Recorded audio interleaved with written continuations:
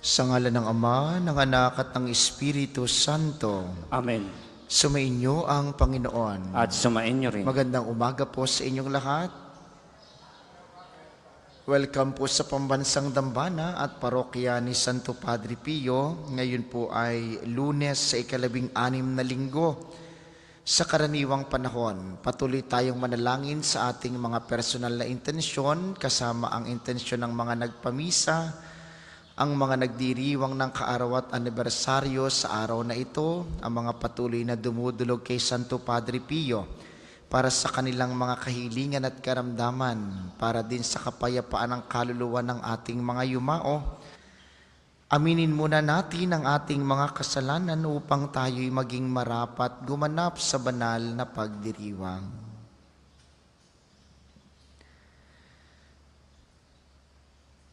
Inaamin ko sa makapangyarihang Diyos at sa inyo mga kapatid na lubha akong nagkasala sa isip, sa salita at sa gawa at sa aking pagkukulang. Kaya sinasamo ko sa mahal na Birheng Maria, sa lahat ng mga anghel at mga banal, at sa inyo mga kapatid na ako'y panalangin sa Panginoong ating Diyos. Kaawaan tayo ng makapangyarihang Diyos, patawarin tayo sa ating mga kasalanan, at patnubayan tayo sa buhay na walang hanggan. Amen. Panginoon, kaawaan mo kami. Panginoon, kaawaan mo kami. Kristo, kaawaan mo kami. Kristo, kaawaan mo kami. Panginoon, kaawaan mo kami. Panginoon, kaawaan mo kami.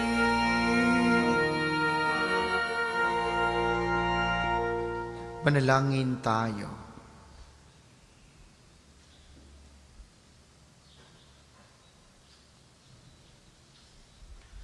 Ama naming makapangyarihan, kalugdan mo kami at pagbigyan na magkamit ng kaloob mong karagdagan upang sa maalab naming pananalig, pag-asa at pag-ibig, kami mamalaging tumatalima sa iyong kautusan sa pamamagitan ni Hesukristo, kasama ng Espiritu Santo magpasawalang hanggan. Amen.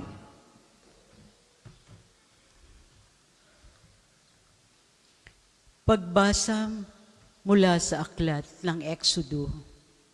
Noong mga araw na iyon, nang makarating sa Paraon ang balita tungkol sa pag-alis ng mga Israelita, nagbago siya ng isip, pati ang kanyang mga tauhan. Sinabi nila, bakit natin pinayagang umalis ang mga Israelita? Di wala nang maglilingkod sa atin. Ipinahanda ng Paraon ang kanyang mga karwahing pandigma at kanyang mga kawal. Ang dala niya'y 600 piling karwahing pandigma, kasama ang lahat ng karwahe sa buong Ehipto. Bawat isa'y may sakay na punong kawal. Ang Paraon ay pinagmatigas ng Panginoon at hinabol niya ang mga Israelita na nooy naglalakbay sa pamamatnubay niya. Hinabol nga ng mga Ehipsyo ng mga kawal ng Paraon, sakay ng kanilang karwahe. Inabot nila ang mga Israelita sa tabing dagat, malapit sa Pihahirot sa tapat ng Baal Sipon. Pinagharian ng matinding takot ang mga Israelita nang makita nilang dumarating ang Paraon at ang mga Ehipsyo. Kaya dumaing sila sa Panginoon. Sinabi nila kay Moises, wala na bang mapaglilibingan sa amin sa Ehipto? Kaya mo kami dinala sa ilang para dito mamatay? Inalis mo kami sa Ehipto, tingnan mo ang nangyari. Hindi ba't bago tayo umalis ay sinabi na namin sa iyo na ganito ang aming sasapitin? Sinabi na namin sa iyo na huwag kaming pakialaman at pabayaan na kaming manatiling alipin ng mga Ehipsyo, sapagkat ibig pa namin ang manatiling alipin kaysa mamatay dito sa ilang. Sumagot si Moises, lakasan ninyo ang inyong loob, huwag kayong matakot. Tingnan na lang ninyo kung paano kayo ililigtas ng Panginoon. Hindi na ninyo makikita uli ang mga Ehipsyong iyan. Ipagtatanggol kayo ng Panginoon. Wala kayong gagawing anuman. Sinabi ng Panginoon kay Moises, bakit mo ako tinatawag? Palakarin mo ang mga Israelita. Itapat mo sa ibabaw ng dagat ang iyong tungkod. Mahahati ang tubig at matutuyo ang lalakaran ninyo. Lalo kong pagmamatigasin ang mga Ehipsyo at pasusundan ko kayo sa kanila. Ngunit doon ko sila lilipulin. Ang mga Ehipsyo, ang mga kawal ng Paraon, pati ang kanilang mga karwahe. Ipakikita ko sa kanila ang aking kapangyarihan. Sa gayon, malalaman ng mga Ehipsyong iyan na ako ang Panginoon. Ang salita ng Diyos. Salamat sa Diyos. Salmong tugunan, poon ay ating awitan sa kinamtan niyang tagumpay. Poon ay ating awitan sa kinamtan niyang tagumpay. Ang Panginooy atin ngayong awitan sa kanyang kinamtang dakilang tagumpay. Ang mga kabayo't kawal ng kaaway sa pusod ng dagat lahat natabunan. Ako'y pinalakad niya't pinatatag. Siya ang sa akin nagkupkup, nag-ingat, Diyos ng magulang ko, aking manliligtas. Poon ay ating awitan sa kinamtan niyang tagumpay. Siya'y mandirigma na walang kapantay, Panginooy kanyang pangalan, nang ang mga kawal ng Paraon sa dagat ng mga tambo ay nangagsilusong. Ang lahat ng ito ay kanyang nilunod, pati na sasakyat kanyang pinalubog. Poon ay ating awitan sa kinamtan niyang tagumpay. Sila'y natabunan ng alon sa dagat, tulad nila'y batong lumubog kaagad. Ang mga bisig mo ay walang katulad, walang ang katulad, walang kasinlakas. Sa isang hampas mo, kaaway nangalat, nangadurog man din sa iyong mga palad. Poon ay ating awitan sa kinamtan niyang tagumpay. Magsitayo po ang lahat.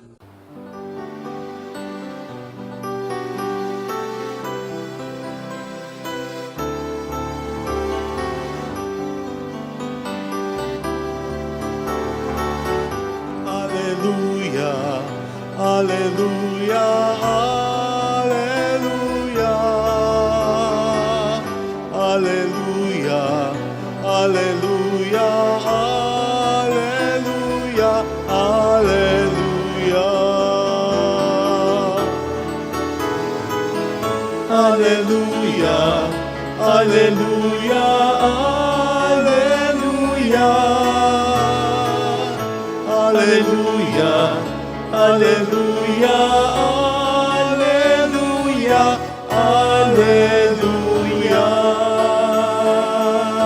Sumainyo ang Panginoon. At sumain niyo rin. Ang mabuting balita ng Panginoon ayon kay San Mateo. Papuri sa iyo, Panginoon. Noong panahong iyon, sinabi ng ilang eskriba at pariseyo kay Jesus, Guro, mari po bang pagpakitaan ninyo kami ng tanda mula sa langit? Sumagot si Jesus, lahing masama at di tapat sa Diyos.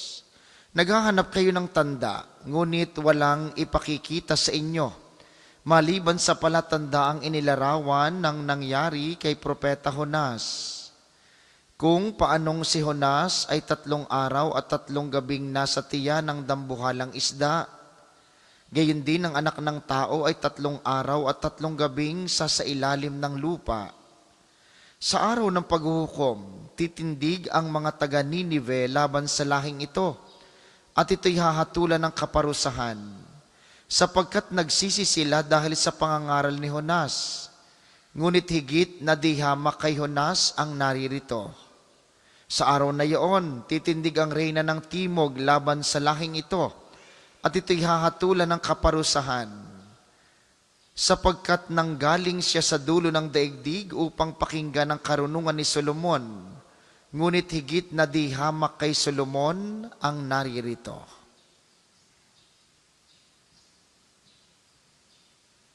Ang mabuting balita ng Panginoon. Pinupuri ka namin, Panginoong Jesucristo. Muli po, magandang umaga sa inyong mga naririto sa atin sa pambansang dambana, hindi sa mga patuloy na nakikiisa sa atin via live streaming, lalo tigit sa mga lagi nating kasama sa pamamagitan ng 95.9 Radyo Totoo dito sa Batangas at mga karatig lalawigan. Mga minamahal, ano pong ginagawa ninyo kapag sobra kayong nalulungkot o may mga pagkakataong nagdududa, yung parang pagod ka na, gusto mo nang sumuko?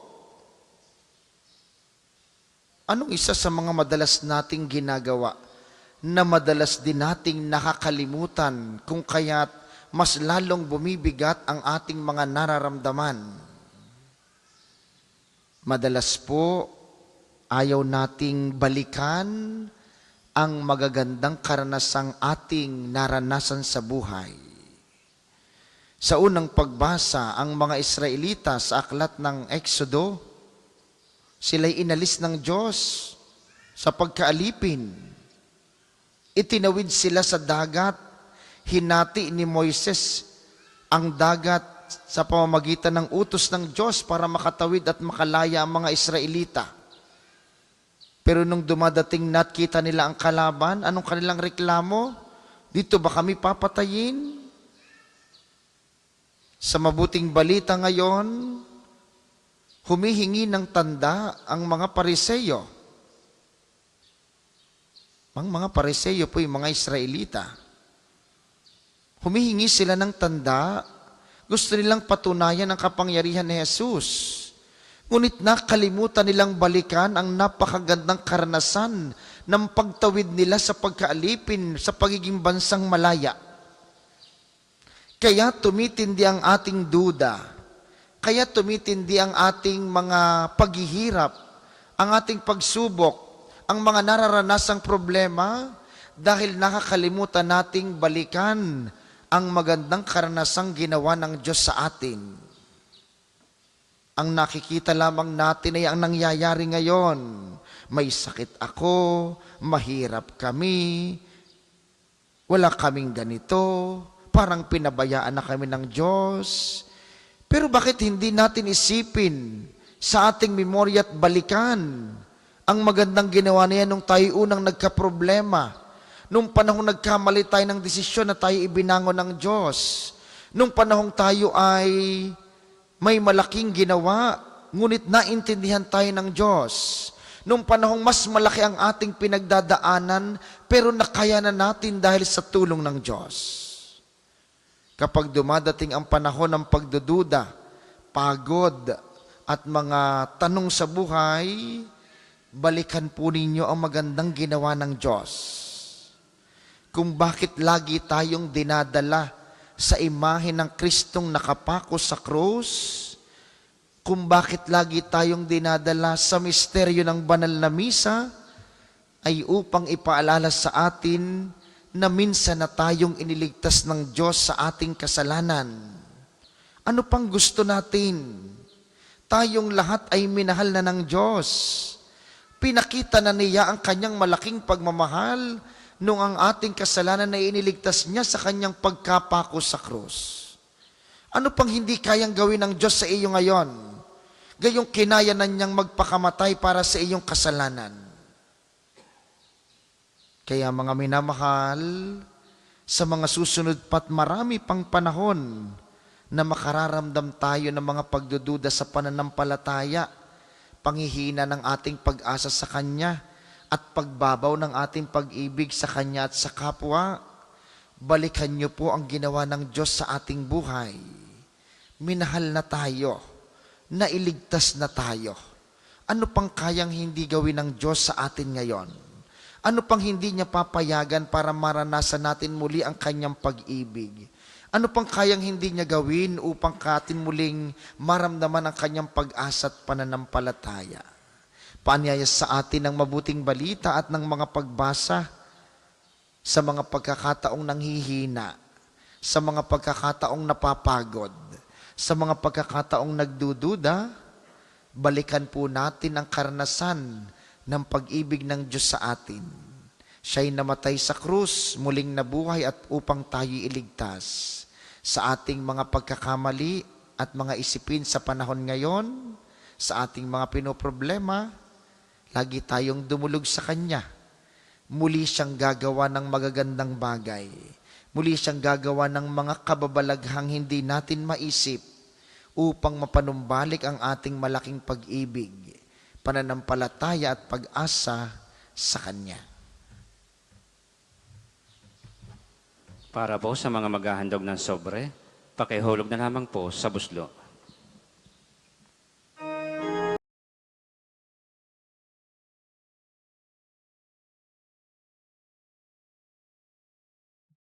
Namin sa iyo.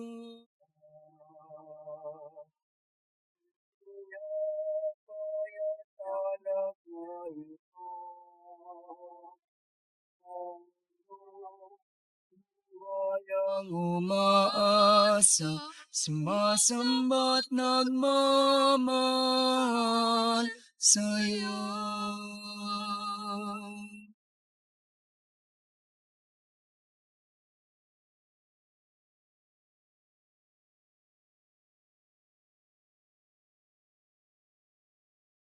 Manaming mapagmahal kasalanan sa lugat at linisin mong lubusan ng nagawa kong pagswa. Magsitayo po lahat. Manalangin kayo mga kapatid upang ang paghahain natin ikalugdan ng Diyos amang makapangyarihan. Tanggapin nawa ng Panginoon itong paghahain sa iyong mga kamay, sa kapurihan niya at karangalan sa ating kapakinabangan at sa buong sambayanan niyang banal. Ama naming lumikha, lahat ng iyong mga paghahaing ipinag-utos nung araw ay iyong pinagtibay sa isang haing hantungan ng tanan. Tanggapin ang ginaganap ngayon ng iyong mga lingkod at basbasan mo ito sa kabanalang gaya ng iyong kaloob.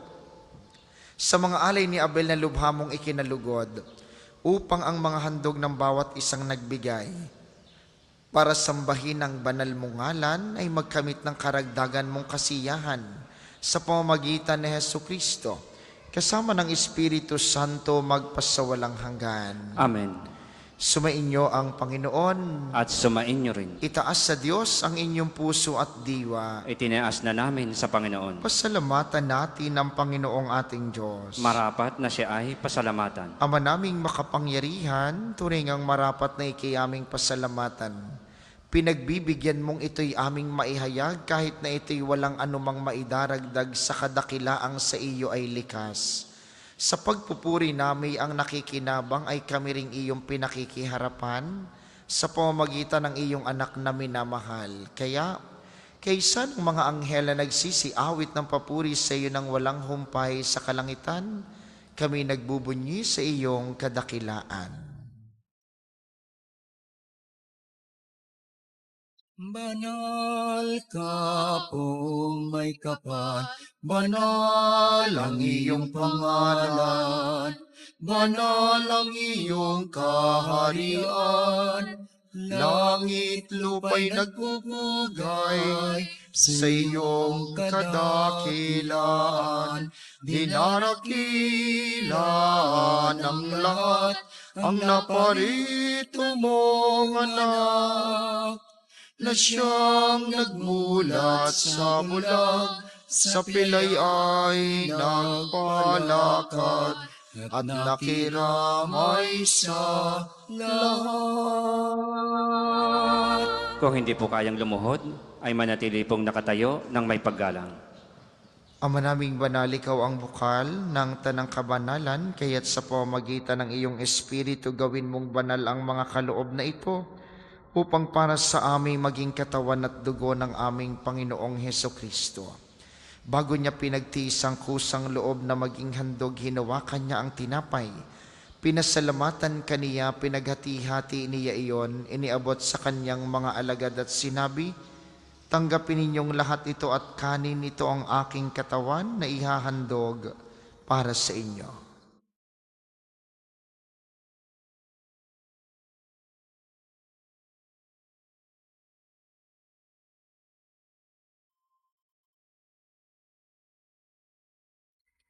Hindi naman nung matapos ang hapunan, hinawakan niya ang kalis, muli kanyang pinasalamatan. Iniabot niya ang kalis sa kanyang mga alagad at sinabi, tanggapin ninyong lahat ito at inumin, ito ang kalis ng aking dugo. Nang bago't walang hanggang tipan, ang aking dugo na ibubuhos para sa inyo at para sa lahat, sa ikapagpapatawad ng mga kasalanan. Gawin ninyo ito sa pag-alala sa akin.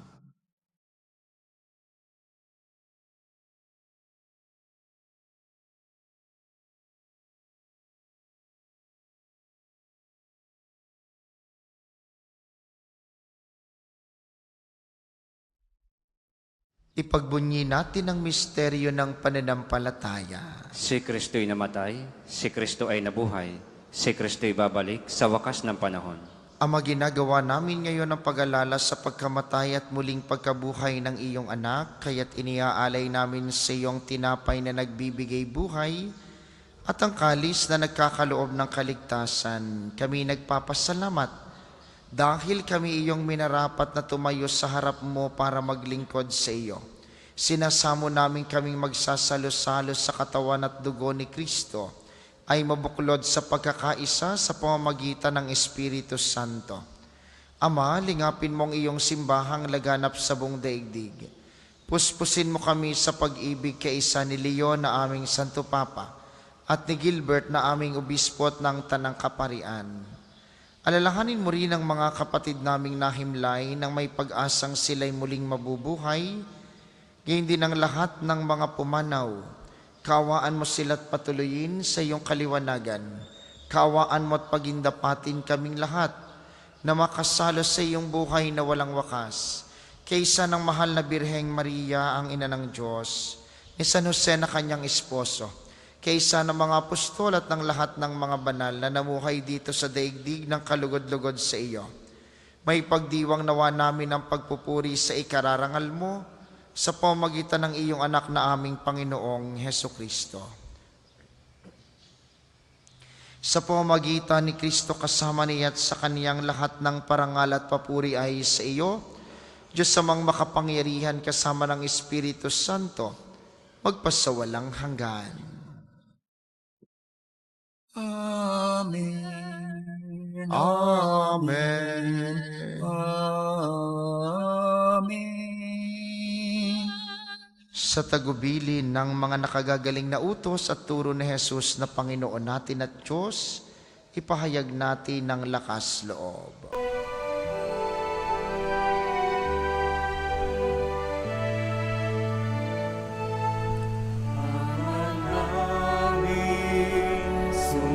Sumasalangit ka, sambahin ang ngalan mo, mapasa amin ang kaharian mo, sundin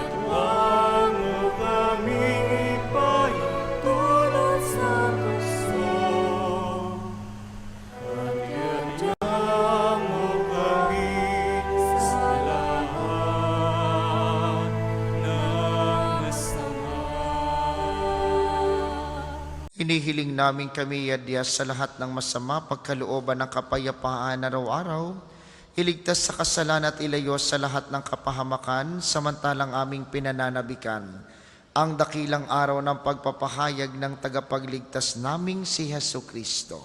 Sapagkat iyo ang kaharian at ang kapangyarihan at ang kapurihan magpakailanman. Amen. Panginoong Heso Kristo, sinabi mo sa iyong mga apostol, kapayapaan ang iniiwan ko sa inyo, ang aking kapayapaan ang ibinibigay ko sa inyo. Tunghayan mo ang aming pananampalataya at huwag ang aming mga pagkakasala. Pagkalooban mo kami ng kapayapaan at pagkakaisa ayon sa iyong kalooban. Kasama ng Espiritu Santo magpasawalang hanggan. Amen. Ang kapayapaan ng Panginoon ay laging sumainyo. At sumainyo rin. Magbigayan kayo ng kapayapaan sa isa't isa. Kordero ng Diyos na nag-aalis ng mga kasalanan ng sanlibutan, maawa ka sa amin. Kordero ng Diyos na nag-aalis ng mga kasalanan ng sanlibutan, maawa ka sa amin. Kordero ng Diyos na nag-aalis ng mga kasalanan ng sanlibutan, ipagkaloob mo sa amin ang kapayapaan. Kung hindi po kayang lumuhod, ay manatili pong nakatayo ng may paggalang.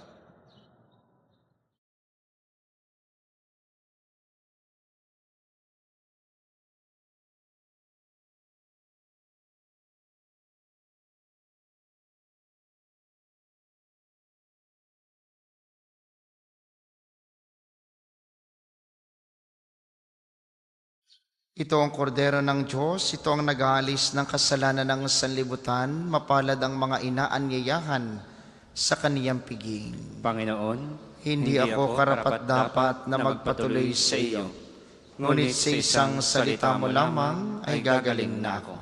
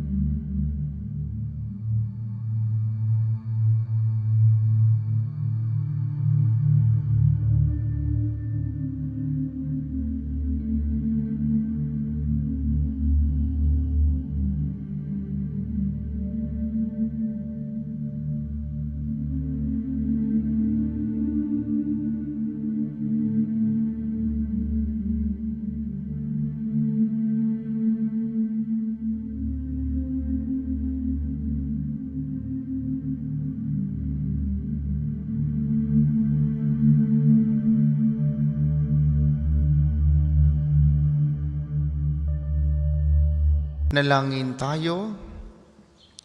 Manaming mapagmahal, manatili kang kapiling ng iyong sambayanan na ngayoy pinapakinabang mo sa iyong sariling buhay at gawin mong kami pasulong na makahakbang mula sa dati naming pagkamakasalanan patungo sa pagbabagong nagdudulot ng iyong kabutihan sa pamamagitan ni Hesukristo kasama ng Espiritu Santo magpasawalang hanggan.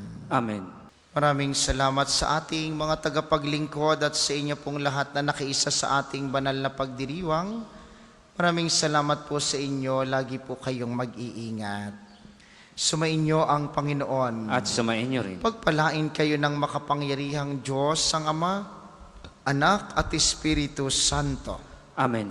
Ang banal na misa ay naialay na, humayo kayong mapayapa, laging alalahanin ang ginawang maganda ng Panginoon. Salamat sa Diyos.